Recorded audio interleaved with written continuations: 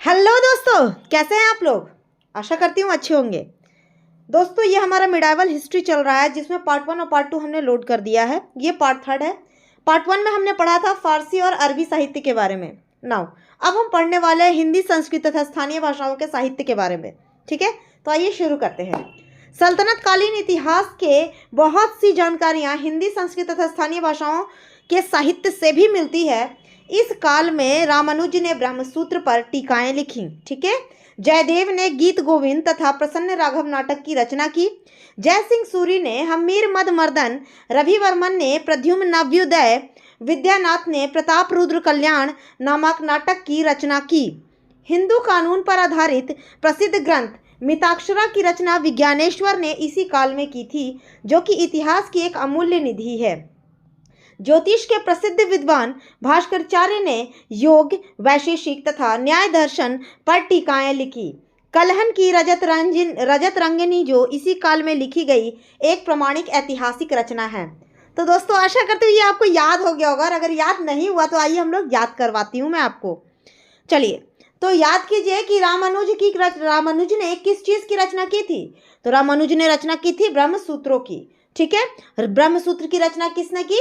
रामानुज ने की। दूसरा है कि गीत गोविंद और प्रसन्न राघव की रचना किसने की? आंख बंद करके बताइएगा, बिल्कुल आंख बंद करके बताइएगा इस बात को कि जयदेव ने किया था। ठीक है, जयदेव ने किसकी रचना की? गीत गोविंद तथा प्रसन्न राघव की रचना की। चलिए आइए, जय सिंह सूरी ने हम्मीर मद मर्दन की रचना की। हम्मीर मद मर्दन की रचना किसने की? जय सिंह सूरी ने। रविवर्मन ने प्रद्युम्न नव्योदय की रचना की रविवर्मन ने। तो बताइए कि प्रताप रुद्र कल्याण की रचना की। प्रताप रुद्र कल्याण की रचना किसने की? तो विद्यानाथ ने। चलिए, मिताक्षरा की रचना किसने की? विज्ञानेश्वर ने। पीटी का क्वेश्चन आता है, डायरेक्टली आता है कि इनमें से किसने किसकी रचना की, इसीलिए ध्यान से थोड़ा याद कर लीजिए इस बात को, और फिर सोचिएगा कि वीडियो देखकर बाद में याद करें तो ये याद होने वाली चीज़ें नहीं है, साथ में याद करते हैं। ठीक है, आइए, भास्कराचार्य ने योग और वैशेषिक न्याय दर्शन पर टीकाएं लिखी। भास्कराचार्य किस चीज़ के ज्ञाता थे? ज्योतिष विद्यावान थे ये। ठीक है, चलिए, क्या क्या लिखा इन्होंने? तो योग वैशेषिक लिखा और न्याय दर्शन लिखा। कलहन ने क्या लिखा? रजत रंगिनी लिखा। Very good. नाउ, प्रादेशिक भाषाओं के साहित्य से भी हमें इस काल की घटनाओं की महत्वपूर्ण जानकारियां मिलती है। चंद्रबदई कृत पृथ्वीराज रासो नामक रचना से पृथ्वीराज चौहान के समय की जानकारी प्राप्त होती है। नयन चंद्र सूरी द्वारा रचित हम्मीर महाकाव्य से रणथंभौर के राणा हम्मीर की जानकारी मिलती है। इस प्रकार इस काल में मैथिली, बांग्ला, राजस्थानी तथा मराठी भाषाओं में भी अनेक ऐतिहासिक महत्व की रचनाएं मिलती हैं, है ना। क्या क्या होता है? तो चंद्रबदई कृत किसकी रचना है? पृथ्वीराज रासो में क्या लिखा गया है? तो पृथ्वीराज चौहान की जानकारियां दी गई है ना, उनके काल की जानकारियां दी गई है। नयन चंद्र सूरी द्वारा रचित कौन सा है महाकाव्य? हम्मीर महाकाव्य। जानकारी किसकी मिलती है? रणथंभौर रानी हम्मीर की। चलिए आगे अब बात करते हैं हम विदेशी यात्रियों का विवरण। तो सल्तनत काल के अनेक विदेशी यात्री भारत आए। उन्होंने भारत भ्रमण करके उसका अपने ग्रंथ, विवरण पत्र आदि में सजीव चित्रण किया। उनके द्वारा रचित रचनाओं में वर्णित जानकारियां इस काल के इतिहास की जानकारी के महत्वपूर्ण स्रोत हैं। इनमें से कुछ सल्तनत कालीन इतिहास यात्रियों के विवरण निम्नलिखित हैं। ठीक है, सल्तनत कालीन भारत आए घूमने आए तो कुछ समाचार पत्र भी हमें प्राप्त हुए, उनके कुछ लिखी हुई डायरीज प्राप्त हुई, कुछ किताबें प्राप्त हुए, उन्हीं से हमें जानकारी मिलती है। सबसे पहला अलबरूनी। अब आपका काम है, आपका ये होमवर्क है कि आप मुझे कमेंट बॉक्स में ये बताइएगा कि अलबरूनी जो है उसने क्या क्या लिखा था, क्योंकि ये बात आप पहले पढ़ चुके हैं। ठीक है, आइए, अलबरूनी ख्वारिज्म से भारत आया। वह फारसी तथा अरबी भाषा का अच्छा ज्ञाता था। उसने संस्कृत, हिंदू धर्म तथा भारतीय दर्शन का अध्ययन किया। आइए इस पैरा को जरा याद कर लेते हैं। आया कहाँ से? ख्वारिज्म से। ठीक है, कौन कौन सी भाषाएं जान रहा था वो? फारसी और अरबी जान रहा था। अध्ययन किन किन चीज़ों पर किया था? संस्कृत में अध्ययन किया, हिंदू धर्म अध्ययन किया, भारतीय दर्शन अध्ययन किया। Very good. चलिए आगे आते हैं। उसने अनेक पुस्तकें लिखी जिसमें तारीख उल हिंद सर्वाधिक प्रसिद्ध है। इससे प्रारंभिक 11वीं शताब्दी के हिंदुओं के साहित्य, विज्ञान, धर्म तथा सामाजिक परंपराओं की जानकारी मिलती है। ध्यान रखिएगा, तारीख उल हिंद इससे पहले भी आप पढ़ चुके हैं। तारीख उल हिंद इम्पोर्टेंस ही इसीलिए था क्योंकि इसमें सामाजिक पारंपरिक जानकारियां मिल रही थी। और तारीख उल हिंद को ही एक और नाम से हम जान रहे थे जिसका नाम क्या है, किताबुल हिंद। चलिए नेक्स्ट आते हैं इब्न बतूता के बारे में। इब्न बतूता कहाँ से आया था? तो इब्न बतूता मोरक्को, अफ्रीका से 1333 ईस्वी में भारत आया। लगभग 8 वर्ष तक भारत में रहने के दौरान उसने भारत के अनेक स्थानों की यात्राएं की और भारतीयों के खान पान, रहन सहन, धर्म, परंपरा आदि के विषय में बारीकी से लिखा। पॉइंट्स यहाँ पर सिर्फ एक याद रखिएगा आप, किस चीज़ के बारे में, कहाँ से आया था? मोरक्को, अफ्रीका से आया था। बहुत बार रिपीटेड क्वेश्चन है ये दोस्तों, बहुत रिपीटेड क्वेश्चन है, इसीलिए इस बात का ध्यान रखिएगा। कहाँ से आया था? अफ्रीका से। अफ्रीका में कहाँ से? तो मोरक्को से। चलिए आगे है कि इब्न बतूता मोहम्मद बिन तुगलक के, है ना, MBT के राज दरबार में काम करता था, जिस कारण उसे दरबारी राजनीति का भी व्यवहारिक ज्ञान था। इब्न बतूता प्राकृतिक प्रेमी था, अतः उसके यात्रा वृतांत में पशु पक्षियों और वनस्पति का बड़ा सुंदर वर्णन मिलता है। अपने ग्रंथ किताब उल रहला में उसने भारत के विषय में विस्तार से लिखा। किताब उल रहला, ठीक है, इब्न बतूता के द्वारा लिखी गई किताब कौन सी है? किताब उल रहला। चलिए तो एक बात बताइए, किताब उल रहला की कोई स्पेसिफिक बातें, कुछ जो कि दम आपने इसे पढ़ा है, कुछ ऐसा स्पेशल चीज़ किताब उल रहला में था? राजनीतिक तथा सामाजिक स्थिति, याद होगा, राजनीतिक तथा सामाजिक स्थिति का चित्रण बहुत अच्छे से किया गया है किताब उल रहला में। आइए आगे बात करते हैं मार्को पोलो की। मार्को पोलो 13वीं शताब्दी में भारत आया था। उसने दक्षिण भारत के सामाजिक जीवन का सजीव वर्णन किया है। कहाँ का? दक्षिण भारत का।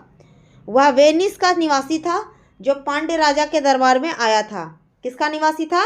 वेनिस का निवासी था। कहाँ से आया था? तो पांड्य राजा के दरबार में आया था।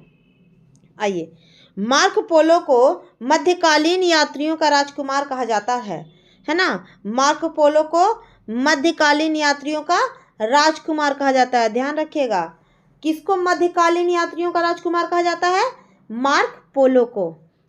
नेक्स्ट, अब्दुल रज़ाक। अब्दुल रज़ाक 1442 से 43 ईस्वी में भारत आया था। उसने देवराय द्वितीय के शासनकाल में तैमूर राजवंश के शासक शाहरुख के राजदूत के रूप में विजयनगर साम्राज्य का दौरा किया था, है ना। अपनी यात्रा वृतांत में उसने विजयनगर कालीन सामाजिक तथा आर्थिक जीवन का विस्तार से वर्णन किया। अब्दुल रज़ाक, कौन कौन से पॉइंट्स याद रखने वाली बात है? सबसे पहले तो उसकी ईस्वी देख लेते हैं। 42 से 43 में भारत आया था, हालांकि ये पूछा नहीं जाता है, ठीक है। दूसरा, देवराय द्वितीय के शासनकाल में आया था। कब आया था ये? देवराय द्वितीय के शासनकाल में आया था। चलिए नेक्स्ट है, तैमूर राजवंश के शासक शाहरुख के राजदूत के रूप में विजयनगर साम्राज्य का दौरा किया था इसने, है ना, राजदूत के रूप में। कहाँ का? तैमूर राजवंश के शाहरुख के राजदूत के रूप में विजयनगर का दौरा किया था। और इनकी यात्रा वृतांत में उसने किसके बारे में जिक्र किया? तो विजयनगर कालीन सामाजिक तथा आर्थिक जीवन का वर्णन किया है इन्होंने। चलिए, निकोलो डी कॉन्टी। निकोलो डी कॉन्टी के बारे में बात करते हैं। तो निकोलो डी कॉन्टी इटली का रहने वाला था। सन 1420 से 21 में वह भारत आया। उसने देवराय प्रथम के शासनकाल में विजयनगर साम्राज्य का दौरा किया, है ना। उसने ट्रैवल ऑफ निकोलो कॉन्टी नामक पुस्तक में इस यात्रा का वर्णन किया। उसके वर्णन से तत्कालिक भारतीय समाज के रीति रिवाज, रहन सहन आदि का महत्वपूर्ण जानकारी प्राप्त होता है। तो इसमें हमें ये देखना है कि कितने पॉइंट्स हमें याद रखने हैं। तो मुश्किल से हमें इसमें मात्र 3 पॉइंट ही याद रखो। कौन कौन सा? रहने वाला कहाँ का था? इटली का। किसके समय में आया था? तो देवराय प्रथम के समय में आया था। इसने बुक कौन सी लिखी थी? तो ट्रैवल ऑफ निकोलो कॉन्टी की बुक लिखी थी। अच्छा, तो एक बात बताइए कि ये शासनकाल में कहाँ का दौरा किया? देवराय प्रथम के शासनकाल में तो विजयनगर का दौरा किया था। इससे पहले भी आपने एक और चीज़ पढ़ा है, विजयनगर साम्राज्य का। विजयनगर साम्राज्य में दूत बनकर आया था, तैमूर राजवंश का दूत बनकर आया था। बताइए कौन था वो? जी, अब्दुल रज़ाक। भूलिएगा मत। देखिए बीच बीच में मैं इसीलिए क्वेश्चन करती हूँ ताकि आपको चीज़ें याद रहे, भूल ना पाएँ। आइए आगे बात करते हैं डोमिंगो पायस की। डोमिंगो पायस पुर्तगाली यात्री था। उसने दक्षिण भारत की यात्रा के दौरान विजयनगर साम्राज्य के शासक कृष्णदेव राय के शासनकाल में प्राचीन हम्पी के सभी ऐतिहासिक पहलुओं पर विस्तृत वर्णन किया है। 3 पॉइंट इसमें भी याद रखिए। कहाँ का था? तो पुर्तगाली था, पुर्तगाल का रहने वाला था, है ना। किसके समय में आया था? कृष्णदेव राय के समय में आया था। प्राचीन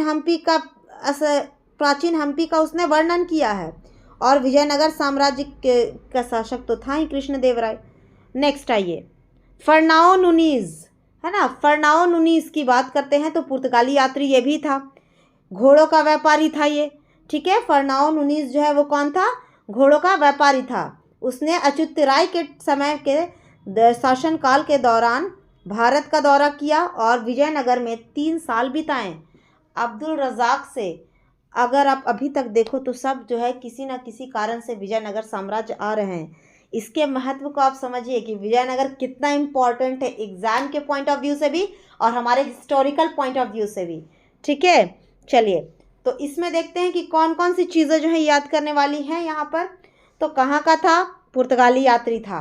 और कौन था? तो घोड़े का व्यापारी भी था। किसके शासनकाल में आया था? अच्युत राय के शासनकाल में आया था। चलिए आगे बढ़ते हैं कि उसने विजयनगर के इतिहास, विशेषकर शहर की नींव, 3 वंशों के शासन के बाद की स्थिति एवं दक्कन के सुल्तानों तथा उड़ीसा के शासकों के साथ विजयनगर के शासकों की लड़ाई का विस्तृत वर्णन किया। अब यहाँ पर फिर पॉइंट्स आ गए हैं। 3 वंशों के शासन के बाद की स्थिति, दक्कन के सुल्तान और उड़ीसा के शासकों के साथ विजयनगर में जो लड़ाई हुई उसका इसने सचित्र वर्णन किया है, ठीक है। आगे आइए उसने अपनी यात्रा वृतांत में विजयनगर साम्राज्य के सांस्कृतिक पहलुओं का भी उल्लेख किया। उसने महिलाओं के पहनावे के साथ साथ राजा के सेवा में महिलाओं की नियुक्ति की भी प्रशंसा की है। अभी देखिए यहाँ पर महिलाओं की नियुक्ति भी होती है और ये कहाँ लिखा हुआ है? ये किसने बताया? फर्नाओ नुनीज ने बताया है, ठीक है, उसने अपने यात्रा वृतांत में। अब हम आगे चलते हैं तो बात करते हैं कि सल्तनत कालीन पुरातात्विक साक्ष्य, ठीक है। याद होगा अरबी हमने पढ़ लिया, हिंदी, संस्कृत, स्थानीय भाषाएं, साहित्य पढ़ लिया, विदेशी यात्रियों का विवरण भी हमने पढ़ लिया। अब हम सल्तनत कालीन पर आ जाते हैं कि सल्तनत कालीन में भी तो कुछ हुआ था। चलिए सल्तनत के इतिहास की जानकारी पुरातात्विक स्रोतों से भी होती है। सल्तनत कालीन अनेक इमारतें आज भी उस काल के इतिहास को संकेतित करती है। सल्तनत कालीन वास्तुशैली भारतीय तथा विदेशी शैलियों का मिश्रण थी, ठीक है। भारतीय तथा विदेशी शैलियों का क्या थी? मिश्रण थी। भारत में प्रारंभिक तुर्क विजेताओं ने हिंदू तथा जैन मंदिरों की सामग्री, मस्जिदों का निर्माण करवाया। कुतुबुद्दीन ऐबक ने कुतुल इस्लाम मस्जिद मेहरौली दिल्ली, 2.5 दिन का झोपड़ा अजमेर में तथा कुतुब मीनार मेहरौली दिल्ली बनवाई। ये इमारतें इंडो इस्लामिक वास्तुकला की जीवंत उदाहरण हैं। ज़रा फिर से ध्यान दीजिएगा इन बातों पर आप। भारत की प्रारंभिक तुर्क विजेताओं ने हिंदू और जैन मंदिरों की सामग्री से मस्जिदों का निर्माण करवाया, ठीक है। मंदिर का सामग्री से किसका निर्माण करवाया? मस्जिदों का। कुतुबुद्दीन ऐबक ने कुतुल इस्लाम मस्जिद मेहरौली जो कि दिल्ली में, 2.5 दिन का झोपड़ा अजमेर में तथा कुतुब मीनार दिल्ली मेहरौली में बनवाई। वो भी किसके सामग्री से? मंदिरों की सामग्री से।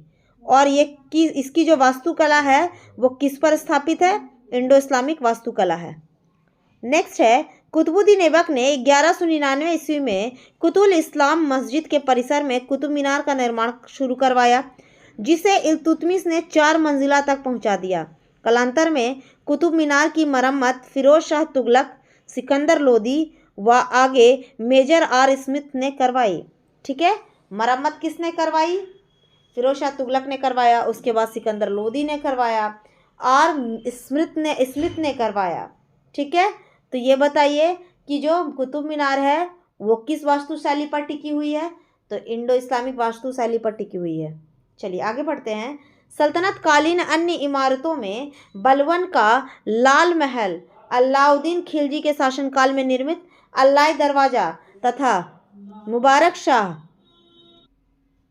खिलजी द्वारा राजस्थान के बयाना में बनवाया गया ऊखा मस्जिद प्रसिद्ध है। ठीक है, खिलजी द्वारा राजस्थान में जो बनवाया गया है ऊखा मस्जिद वो प्रसिद्ध है। तुगलक कालीन प्रमुख इमारतों में तुगलकाबाद का किला, जहांपना नगर, गयासुद्दीन का मकबरा, कोटला फिरोज शाह आदि। तो अल्लोदी कालीन इमारतों में सिकंदर लोदी का मकबरा तथा मोट की मस्जिद काफ़ी प्रसिद्ध है। चलिए, तो यहाँ तक उम्मीद करते हैं कि आपको याद हो गया होगा। अगर नहीं याद हुआ है तो 1 से 2 बार आप वीडियोस को देखिए, आपको याद हो जाएगा। अब मिलते हैं अगले एपिसोड में और देखते हैं कि क्या है मिडावल हिस्ट्री के स्रोतों की आगे की कहानी। सो